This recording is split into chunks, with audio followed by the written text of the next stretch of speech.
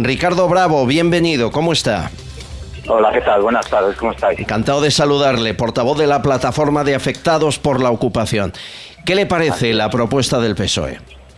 Bueno, pues lo primero nos parece una propuesta pues muy con olor a electoralismo, porque, fíjate, recientemente habíamos tenido una reunión con uno de los varones del PSOE en Madrid y fue el jueves pasado y no se había comentado absolutamente nada sobre este tema.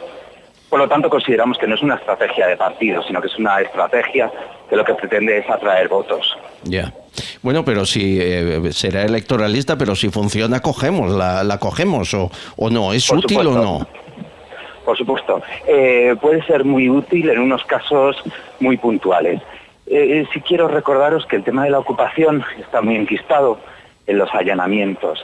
Sí. Estos allanamientos cada vez son más residuales. Entonces, agradecemos las medidas que vayan encaminadas sobre todo a este tipo de ocupación, pero no son las únicas que necesitamos muchas más.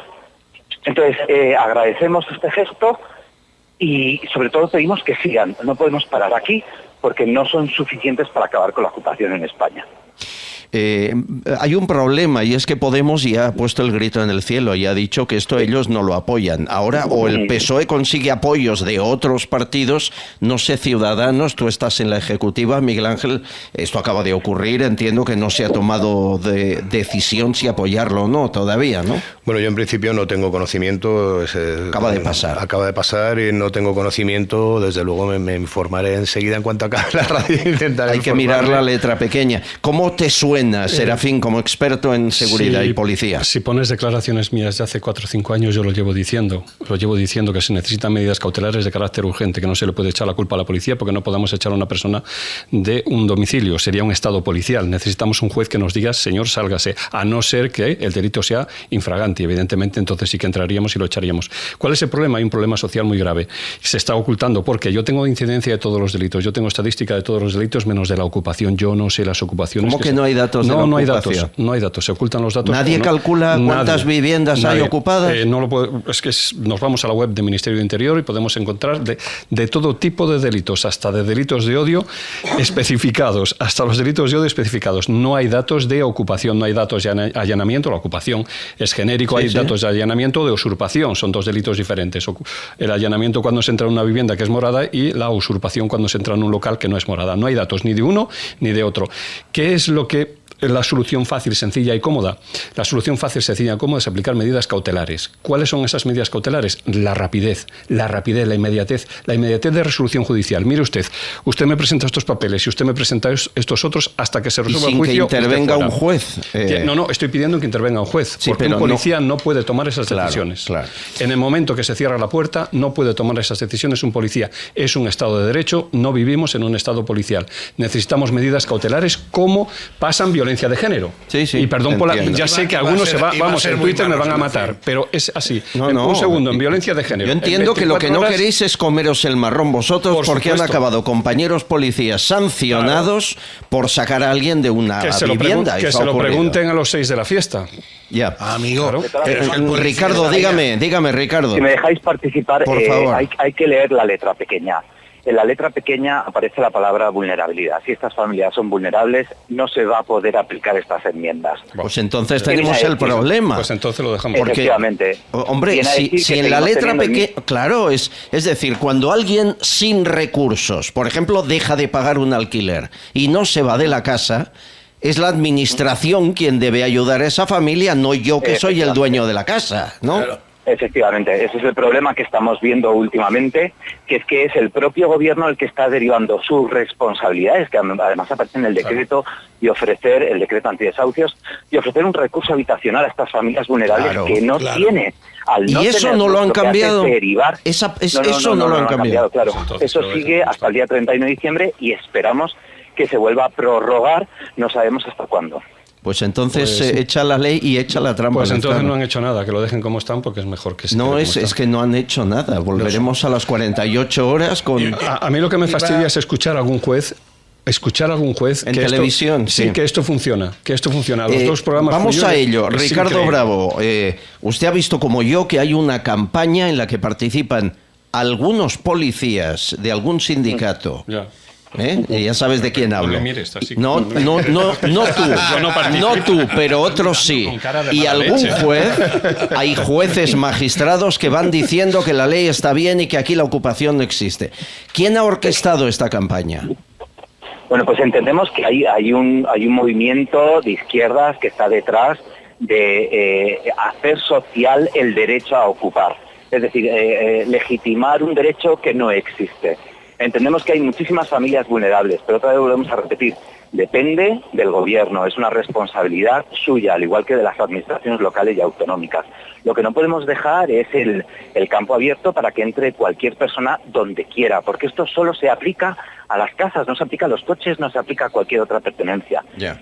Hay una ideología detrás de todos los partidos de izquierdas que pretenden ayudar a los vulnerables y que es muy lícito y la compartimos, pero claro, no disponen de recursos. Y al no disponer de recursos, lo que quieren hacer es utilizarlos de terceros. Entiendo. Yo tuve la ocasión de hacer la réplica al juez de Reus, Diego Álvarez, Sí. que además fue muy casual porque cuando él hizo su intervención en el programa que intervino, acababa de intervenir yo, hice una referencia a la situación de mi caso. Sin embargo, se fue por la tangente y derivó la responsabilidad hacia las grandes corporaciones bancarias. Sí. Evidentemente la ley no permitió a los bancos de mi edificio el poder actuar rápidamente porque tardaron 3 años en tener sentencias, ¿vale? Entonces, entendemos que hay una responsabilidad de los bancos, pero no es exclusiva. Su argumentación era exclusivamente en torno a los allanamientos. Ya. Voy a comprar el pan y me ocupan la casa. Que eso ya no existe, que es residual. Es verdad que hay casos muy dolorosos, pero cada vez hay menos. Ahora estamos viendo cómo se están derivando a inquiocupaciones donde ni siquiera se considera ocupación y está auspiciada por un real decreto. Es muy grave. Ángel de la Rúa le hace la última pregunta.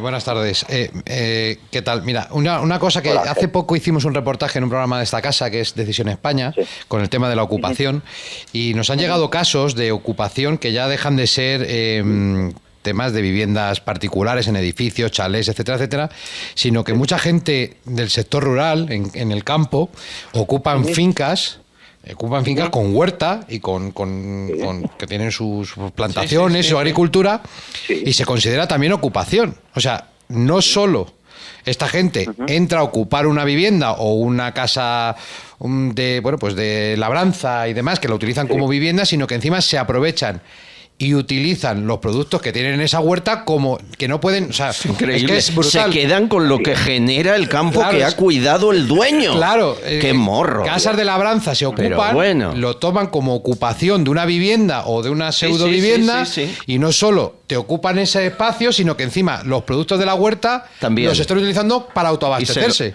Eso es una cosa que ya es el doblete de lo que es la ¿habéis ocupación? comprobado que eso ocurre? Ricardo, ¿lo habéis comprobado?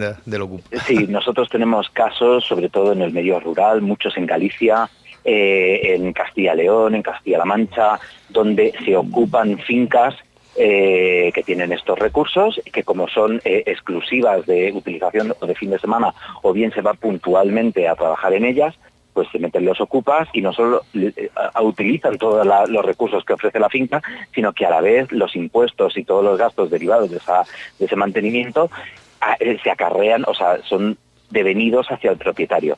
Nos encontramos todo tipo de ocupaciones, es muy sorprendente. Tengo un caso de Murcia, concretamente una ocupación de una finca, que el propietario de la finca tuvo que pagar a jornaleros que iban a recoger, lógicamente, lo que tuviesen plantado allí, tomates, pimientos o lo que fuese. Y claro, no solo tuvo que pagar el sueldo a la gente porque no le dejaron entrar a la finca porque estaba ocupada, con lo cual tuvo que pagar los jornales, etcétera, etcétera. Pero es que encima los ocupas revendían los productos de esa finca ocupada en la puerta con un cartelito, por favor, fruta fresca. Por favor. Claro, que ya se hace negocio, o sea, que ya no es que te ocupen un espacio tremendo. Físico. A ver, la última, Serafín, el policía. Serafín yo quería preguntarte, Ricardo, si tienes datos de no oficiales, porque oficiales no los encuentras. ¿De cuántas viviendas hay ocupadas? Hay datos extraoficiales de asociaciones vecinales que hablan de 6.000 viviendas en Madrid solo. ¿Tienes datos, Rafael? Ricardo, perdón. No tenemos ningún dato. Estoy de acuerdo en lo que dice Serafín, hay un gran oscurantismo con el tema de la ocupación y los datos. Fíjate, hemos llamado al Instituto de Tezanos para que intente incluir una pregunta relacionada con la ocupación. No sé yo si es el mejor lugar para llamar a Tezanos. Pero es donde teníamos que hacerlo, lo teníamos que hacer, porque realmente es una preocupación de la sociedad y nos extrañaba que no estuviera esa pregunta o que no saliera. Es verdad, en sus nunca han informes. preguntado eso, es cierto. Pero es que la gente en el metro habla del Consejo General del Poder Judicial, ¿sabes? Va a ser eso, va a ser eso. Entonces, es verdad, no hay datos. Los únicos datos por los cuales nosotros nos fiamos son los del Ministerio del Interior, que hace referencia a las denuncias. Sin embargo, os voy a contar una pequeña anécdota. En reunión con la delegada del Gobierno de Madrid, nos comentaba que había disminuido un 70% la ocupación en Madrid, en la Comunidad de Madrid. Cuando llegamos con los datos de una pregunta parlamentaria que hizo el Grupo Parlamentario Vox, nosotros aportamos que había aumentado un 25%. Claro, nos extraña porque son los datos del Ministerio del Interior al que pertenece la delegación de gobierno. Alguien miente aquí. Es algo evidente. está pasando. Alguien miente. Bueno, Ricardo Bravo, portavoz de la Plataforma de Afectados por la Ocupación. Un abrazo fuerte. Gracias por su claridad. Encantado. Gracias a vosotros.